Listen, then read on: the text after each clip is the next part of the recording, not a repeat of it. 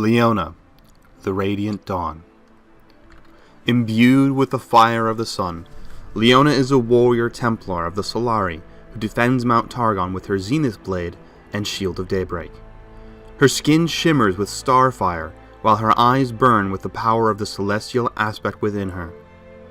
Armored in gold and bearing a terrible burden of ancient knowledge, Leona brings enlightenment to some, death to others. To live in the land surrounding the towering peak of Mount Targon is to embrace a life of hardship. That many willingly do so is a testament to the power of the human spirit to endure anything in search of meaning and higher purpose. As harsh as the rugged foothills of the mountain's base are, it is nothing compared to the hardships borne by those who dwell on the mountain itself. Living high on Targon is fraught with danger. When the glittering mist wreathing the summit descends, it does not come alone. All manner of otherworldly beings are left behind when it withdraws. Radiant creatures that kill at random, and muttering voices that whisper unspeakable secrets drive mortals mad. Eking a living from mountain plants and their precious herds, the Rakor tribe dwells at the very limits of human endurance, honing their warrior skills to fight the war at the end of the world. Rakor means Tribe of the Last Sun, and its people believe that many worlds have existed before this one, each of which has been destroyed by a great catastrophe. Its seers teach that when the sun is destroyed, there will be no more, so its warriors must be ready to fight those who seek to extinguish its light.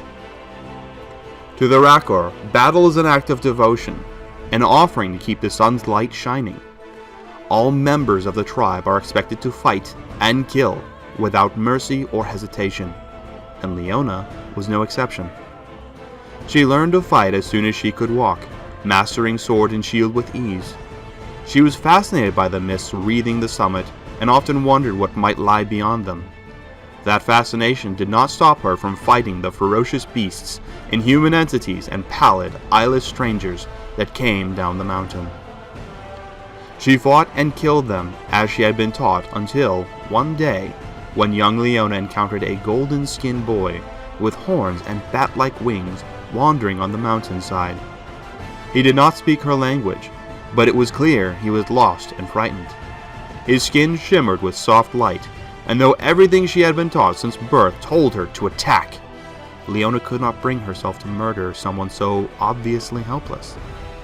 Instead, she led the boy to a pathway leading to the summit, watched as he walked into a ray of sunlight, and vanished. When she returned to the Rakor, she found herself accused of failing in her duty to the sun. A boy named Atreus had seen her leading a creature of the mountain to safety instead of killing it. Atreus had told his father what Leona had done, and he in turn denounced her as a heretic for going against the beliefs of her people. Leona did not dispute this, and the laws of the Rakor allowed only one sentence for such a transgression: trial by combat. Leona would face Atreus in the fighting pit beneath the noonday sun, and by its light would judgment be rendered. Leona and Atreus were evenly matched. Her warrior skills were formidable, but Atreus had ever been single-minded in his pursuit of martial excellence. Leona took up her sword and shield, Atreus his long spear, and none who gathered around the pit could predict the battle's outcome. Leona and Atreus fought beneath the blazing sun, and though both bled freely from dozens of wounds, neither could land a death blow. As the sun dipped toward the horizon, an elder of the Solari marched into the Rakor camp with 3 gold-armored warriors and called a halt to the duel. The Solari were adherents of a martial faith built around sun worship, whose unforgiving tenets dictated life around and upon Mount Targon. The elder had been led to the Rakor by dreams and an ancient Solari prophecy that spoke of a warrior whose fire burned brighter than the sun, a daughter of Targon who would bring unity to the celestial realm. The elder believed Leona was that daughter, and upon learning the nature of her transgression, his belief was only strengthened. The tribal seers warned against interfering in the duel, but the elders were adamant. Leona must come with him and become one of the Solari, to be fully instructed in their beliefs. The Rakkar were fiercely independent, but even they paid heed to the holy decrees of the Solari. The warriors lifted Leona from the pit and bore her wounded body from the Rakkar toward her new life.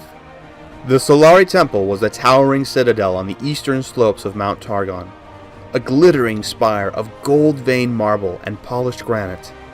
Here, Leona learned the ways of the Sacred Order, how they worship the sun as the source of all life, and rejected all other forms of light as false. Its strictures were absolute and unyielding, but, fueled by her belief in the Elder's prophecy, Leona excelled in this disciplined environment, devouring her new faith's teaching as a parched man in the desert seizes upon fresh water. Leona trained every day with the warrior order of the Solari, the Rahorak, a Rakkar title which means follower of the horizon, honing her already fearsome skills with a blade into something sublime. In time, Leona rose to command the Rahorak, becoming known around Mount Targon as a just, devoted, and some might say zealous servant of the sun. Her path changed forever when she was called to escort a young member of the Solari to the heart of the temple. The girl's hair was purest white, and a shimmering rune glowed above her forehead. Her name was Diana. A troublemaker well known to Leona from the exasperated woes of the temple elders. Diana had gone missing months before, but now returned, clad in a suit of pale armor that glinted with strange silver light. Diana claimed to bring great news, revelations that would shake the Solari to its foundations, but which she would only reveal to the temple elders. Leona brought Diana in under armed guard, for her warrior instinct sensed something awry in the girl's demeanor. Presented to the elders, Diana spoke of the Lunari, an ancient and prescribed faith that venerated the moon, and how all truths the Solari clung to were incomplete. She described a realm beyond the mountaintop, a place where the sun and moon were not enemies, where new truths could show them fresh ways to look at the world. Leona felt her anger build with every word Diana spoke, and when the elders rejected her words and named her a blasphemer, Leona knew it would be her blade that ended the heretic's life. Leona saw Diana's incredulous fury at the elders' denial, but before she could react, the white-haired girl hurled herself forward.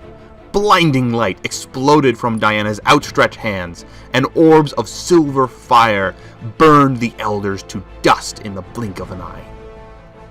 White flames surged in a hurricane of cold lightning and blasted Leona from the chamber.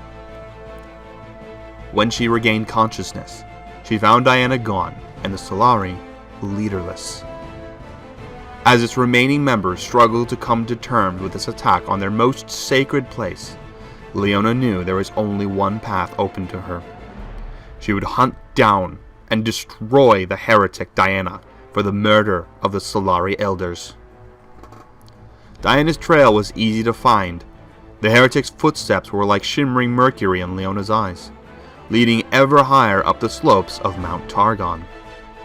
Leona did not falter, climbing through a landscape that seemed strange and unfamiliar, as though she followed paths that had never existed until this moment. The sun and moon passed overhead in a blur, as if many days and nights passed within her every breath. She never stopped to eat or drink, letting fury sustain her beyond what should have been humanly possible. Eventually, Leona reached the top of the mountain, breathless, exhausted, starved, and stripped of all thought save punishing Diana. There, sitting on a rock at the top of the mountain, was the same golden-skinned boy whose life she had spared as a child.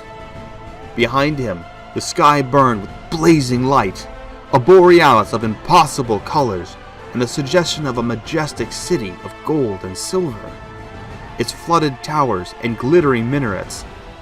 Leona saw how the Solari temple echoed its magnificence, and fell to her knees in rapture. The golden-skinned boy spoke to her in the old Rakkar tongue, telling her he had been waiting for her to follow him since that day, and that he hoped she wasn't too late. He held out his hand and offered to show her miracles and to know the minds of the gods. Leona had never turned from anything in her life. She took the boy's hand as he smiled and led her into the light. A column of searing illumination stabbed down from the heavens and engulfed Leona. She felt an awesome presence filling her limbs with terrifying power and forgotten knowledge from the earliest epochs of the world. Her armor and weapons burned to ash in the cosmic fire and were in turn reborn as ornate warplate, a shield of sunlight wrought in gold, and a sword of chained dawnlight. The warrior who came down the mountain looked the same as the one who had climbed it, but inside, Leona was much changed. She still had her memories and thoughts, was still master of her own flesh, but a sliver of something vast and inhuman had chosen her to be its mortal vessel. It gifted her with incredible powers and awful knowledge that haunted her eyes and weighed heavily upon her soul, knowledge she would only ever share with one person. Now, more than ever, Leona knew she had to find Diana.